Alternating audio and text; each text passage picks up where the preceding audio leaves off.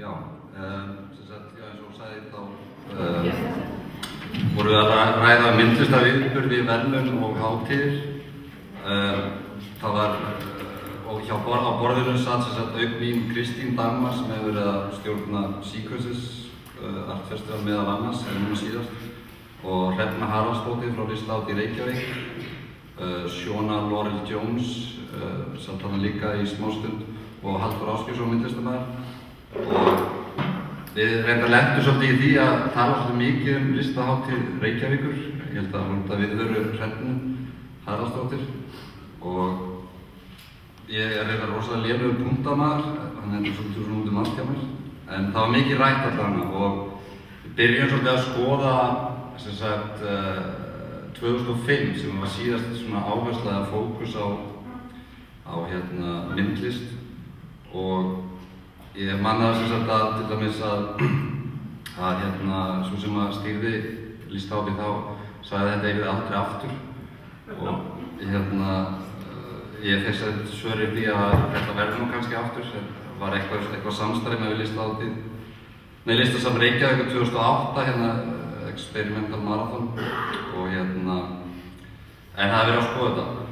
Svo náttúrulega fórum við í að, eins og gerist oft þegar að ræða myndlist og svona hugmyndir, þá fórum við náttúrulega rosalega mikið að tala um peninga og fjármagn og lítið til af því og við rættum það meðal annars og kom gagnrýni á það að líka á stundu væri fjármagnsstýringin svolítið vitlaus og skrítin og þá fórum við að tala um meðal annars, ég hoppa svolítið svona eins og umræðan var, hist og heit.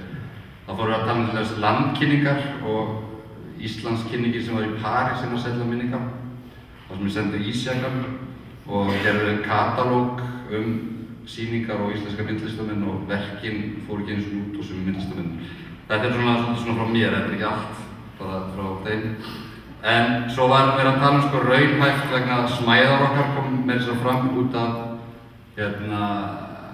í tengslu við Listahátíð yfirleitt.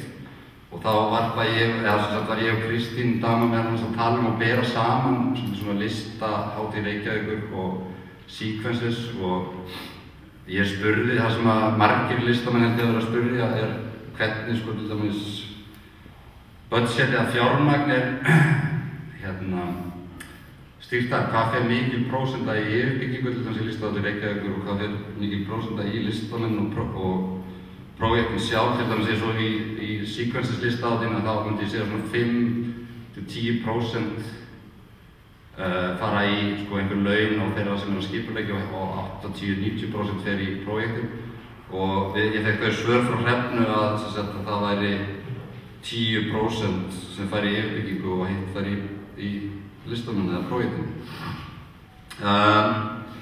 En eins og ég sagði áðan, við náðum ekkert að tala um verðlaun og eitthvað svona. Halldór Ásgeirs sagði reyndar að hann væri ekkert hrifinn af þessu, það væri, ef maður er ekki nógu glamorous eða eitthvað, svo kom upp til dæmis að þetta væri nú bara pólitík samanber barnamenningarhátíðinni sem er núna og stutt í kosningar.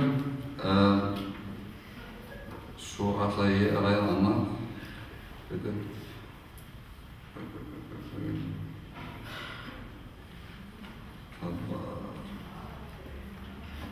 Já, við endum svolítið í að við vorum að horfa í framtíðina og vorum að tala það er búið að koma svo mikið fram af svona hátíð. Það er Sequences og það er Artfakt og það er fullt af fleiri hátíð sem er bara mjög fínt og það kom upp svo hugmynd að einhverju leyti, ekki öllu leyti, okkur finnst mjög gott að spretta upp en samt þá vantar einhverja samvinnu á milli fólks og nota networking sem öðlast með þessu og það væri gott að finna, að tala um hugmyndaráðuneyti eða eitthvað, ég ekki persónulega ekki alveg viss það virki, en samt að finna einhvern umræðu grundvallega til að fólk hittist og deili bæði networking og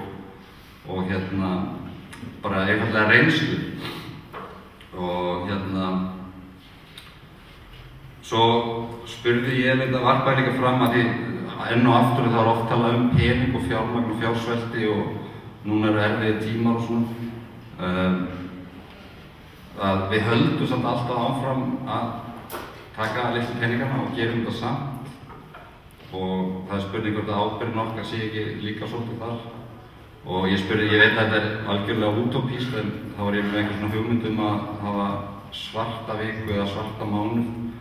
Að það yrði svona verkefnafallsréttur listamann og skapandi fólks. Það er sem sagt engin tónlist og engin myndlist og ekki neitt. Það er bara svona svartur dag. En þetta er svo rosalega stórt topic að horfa allir á mér, ég veit að þetta er alveg disaster hérna samantækt en takk fyrir það.